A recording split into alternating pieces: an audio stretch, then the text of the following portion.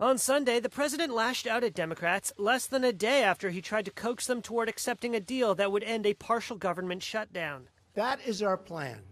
Border security, DACA, TPS, and many other things.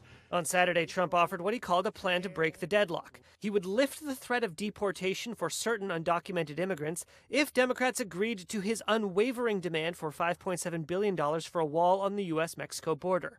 But he was careful not to call it a wall. This is not a 2,000-mile concrete structure from sea to sea. These are steel barriers in high-priority locations. Democrats quickly panned the deal. House Speaker Nancy Pelosi called it, quote, a compilation of several previously rejected initiatives.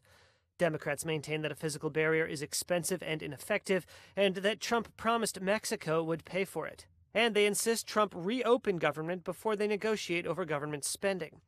Democrats and Republicans agreed on a funding bill last month, but Trump refused to sign it without money for a wall. I am proud to shut down the government for border security, Chuck. While he may have felt his Saturday night offer projected reconciliation, fair, reasonable, and common sense, with lots of compromise. By Sunday, Trump had changed from conciliatory to adversarial.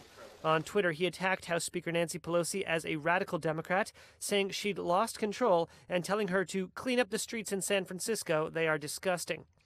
Trump also faced a backlash from some anti-immigrant supporters who called his offer amnesty. To them, Trump appeared to respond, no, amnesty is not part of my offer. Trump says a wall is needed to end what he calls a national security and humanitarian crisis at the border. Government data show illegal border crossings are near record lows. Meanwhile, the shutdown is a growing crisis for many American families. Over the weekend, food pantries opened their doors to federal government workers furloughed by the shutdown or forced to work without pay. When they come in, they're so profoundly grateful because most of these folks have been steadily employed and have really never had to ask for help before.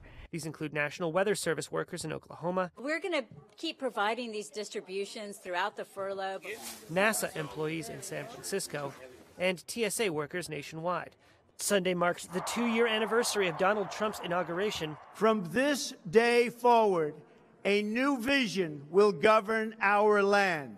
And the 30th day of the partial shutdown, the longest in the nation's history.